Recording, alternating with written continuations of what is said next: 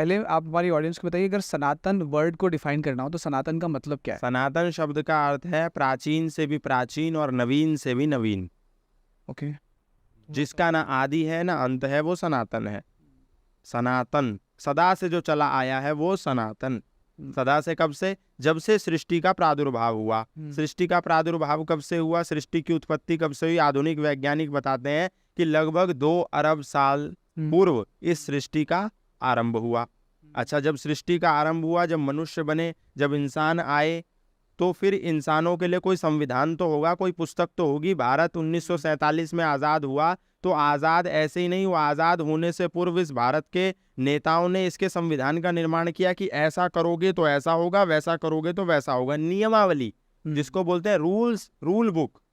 क्या बोलते हैं? Rule book. तो रूल बुक अगर नहीं होगी, हमने एक बहुत सुंदर पार्क बना दिया और कोई लोग उसमें आने लगे, कोई फूल तोड़ रहा है, कोई पेड़ तोड़ रहा है, कोई पौधों पर लटक रहा है। अचानक से कोई व्यक्ति आया, उसने कहा अरे तुम्हारी हिम्मत कैसे हुई फूल तोड़ने की, 2000 रुपये जुर्माना। तो वो व्यक्ति क्या बोलेगा कि भैया मैंने फूल तोड़ा, 2000 रुपये जुर्माना आप लगा रहे हैं, लेकिन ये नियम कहाँ था?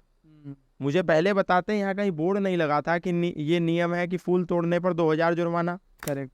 तो आप मेरे ऊपर दंड नहीं लगा सकते? वो प्रश्न करेगा। इसीलिए जब कोई चीज बनाओ, कोई प्रोडक्ट बनाओ, तो उसकी एक यूजर गाइड होती है, एक रूल बुक होती है, एक संविधान होता है उसको प्रयोग करने का। अभी 2023 में आईफोन 15 लॉन्च हुआ, तो उसके साथ एक रूल बुक आई, एक यूजर गाइड आई कि इसको प्रयोग कैसे करना है, इसके फीचर क्या है। क्या ऐसा होगा कि आईफोन 15 आया 2023 में और 2026 में उसकी रूल बुक आएगी? ऐसा होता है क्या? नहीं। जब प्रोडक्ट आया तभी यूजर गाइड आएगी। तो जब 2 अरब पूर्व इस परमात्मा ने सृष्टि का प्रादुर्भाव किया, आरंभ किया, तो रूल बुक कहाँ थी? कुरान। कुरान तो आई आज से 1400 साल पहले। तो उससे पहले जो इंसान इस धरती पर रहते थे वो किसको फॉलो करते थे? 2000 साल पहले कहाँ थी बाइबल? सृष्टि तो 2 अरब से है, लोग तो 2 अरब साल से पहले से रहते हैं, परंतु बाइबल कहाँ थी? यदि नहीं थी तो बाइबल से पूर्व, ईसा मसीह से पूर्व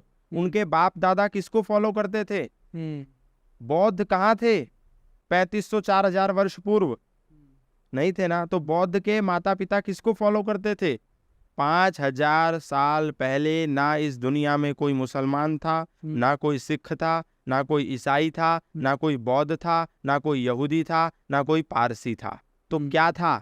तो इसलिए जब सृष्टि का प्रादुर्भाव हुआ तो अग्नि, वायु, आदित्य, अंगिरा 3 ऋषियों का प्रादुर्भाव हुआ और उन्होंने यज्ञ किया। क्या किया? यज्ञ। यज्ञो वही श्रेष्ठतमम कर्म, इस दुनिया का सर्वश्रेष्ठ कर्म यज्ञ है। यज्ञ मतलब केवल अग्निहोत्री नहीं, उसमें अग्निहोत्र भी आता है। पहला होता है ब्रह्म यज्ञ, मतलब परमपिता परमात्मा की उपासना करना। उपासना मतलब होता है उप प्लस आसना। उप मतलब समीप, आसना मतलब बैठना, परमात्मा के समीप बैठ करके उनका ध्यान करना। राइट। ठीक है। फिर दूसरा है देव यज्ञ, मतलब अग्निहोत्र करना।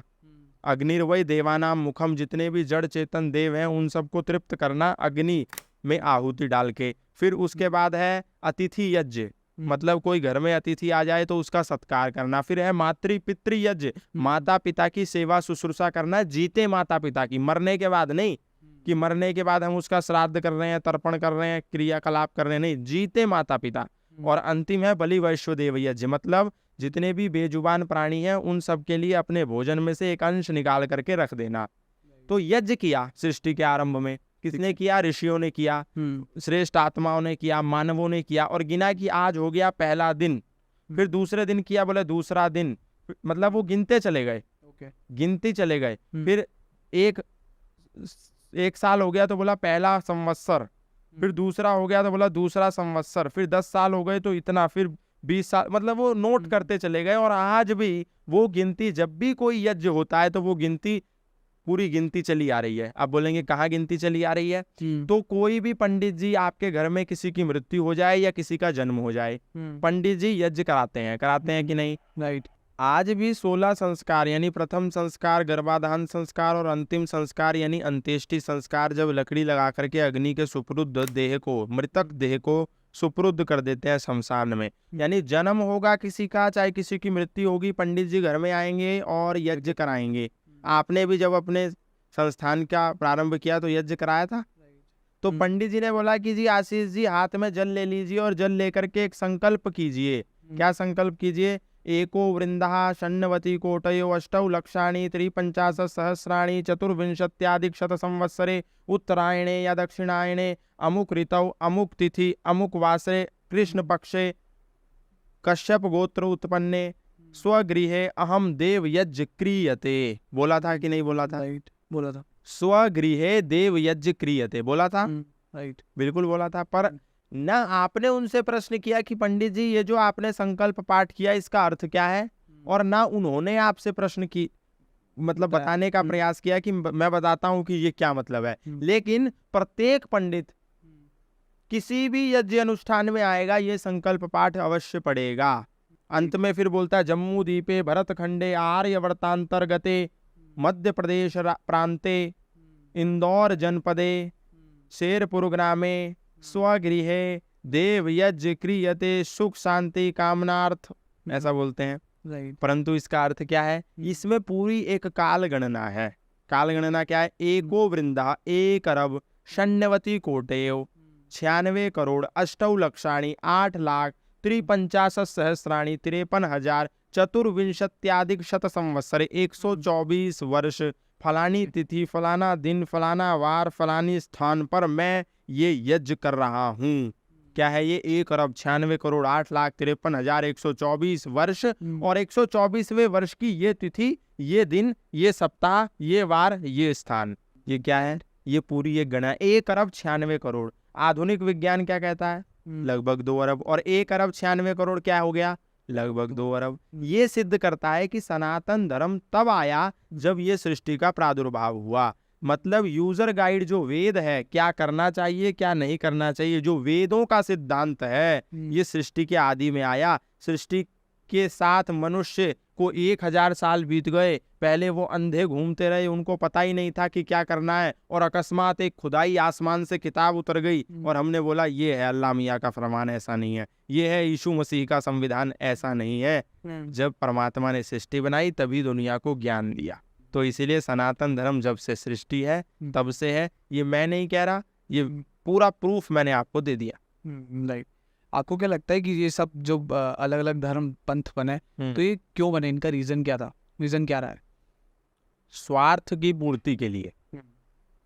जो भी नया संप्रदाय बनेगा स्वार्थ की पूर्ति के लिए ही बनेगा, क्योंकि सत्य सिद्धांत वेद में। अब आप कहेंगे इस्लाम में भी बहुत सी अच्छी बातें हैं, ईसाइयत में भी बहुत सी अच्छी बातें हैं, बौद्धों में भी बहुत सी अच्छी बातें हैं, जैनियों में भी बहुत सी अच्छी बातें हैं, परंतु अच्छी बातों के साथ गलत बातें भी मिश्रित हैं। पर जो बहुत सी बातें मैंने बोला ना, जो विज्ञान से विपरीत चलते हो, जो कहते हो कि 4 दिन में खुदा ने सृष्टि बनाई, 5वें दिन सूरज बनाया। मतलब ये तो कितनी अमानवीय बात है कि खुदा को ये भी नहीं पता था कि पहले बल्ब जलाऊं कि पहले काम। अब आप ही हो, आप यहाँ आओ और लाइटें जले ना, कैमरे ऑन हो जाए, माइक लग जाए और हम आपस में बात करने लगे और आप इसको डाल दो अंधेरे में, तो लोग आपको कहेंगे बेवकूफ आदमी है कि लाइट भी नहीं जला सकता था। तो सूरज बल्ब जलाया बाद में और अंधेरे में कौन से खुदा काम करते रहे, इतना भी नहीं पता था। और अगर सूरज लगाया ही नहीं तो 4 दिन हो गए, इसकी गणना कैसे करी भाई? दिन और रात की गणना कैसे होती है? सूरज से। सूरज बनाया लेट में और फिर गिन भी दिया कि 3 दिन हो गए हमको सृष्टि, 4 दिन में बनी, 5वें दिन सूरज बनाया। तो ऐसी बहुत सी अमानवीय बातें हैं कि जहाँ मुशरिकों को पाओ वहाँ उनको कत्ल कर दो। मतलब जो अल्लाह ताला को माने, जो मोहम्मद साहब को माने, जो कुरान को माने तो बहुत अच्छा, जो ना माने तो वो काफिर है, उसको कत्ल कर दो। तो ये तो अच्छी बात नहीं है, तो स्वार्थ की बात हो गई। सनातन धर्म में ऐसा नहीं है। सनातन धर्म कहता है सर्वे भवन्तु सुखिनः सर्वे सन्तु निरामया सर्वे भद्राणि पश्यन्तु मा कश्चित् दुःख भाग् भवेत्। सभी सुखी हों, सभी निरोगी, ये बात कहता है। और वो कहते हैं कि अपने अपने सुखी हों, चाहे फिर वो चोर हो, डकैत हो, बलात्कारी हो, तो वो खुश रहें, उन पर अल्लाह ताला पूरी मेहर बरसाएगा। और जो गलत हो, मतलब जो नॉन मुस्लिम हो, चाहे वो कितने ही अच्छे क्यों ना हो, उनको जहाँ पाओ वहाँ कत्ल कर दो ताकि अपनी वृद्धि हो। लेकिन सनातन धर्म सबके प्रेम की, सौहार्द की, अपनत्व की बात करता है। राइट।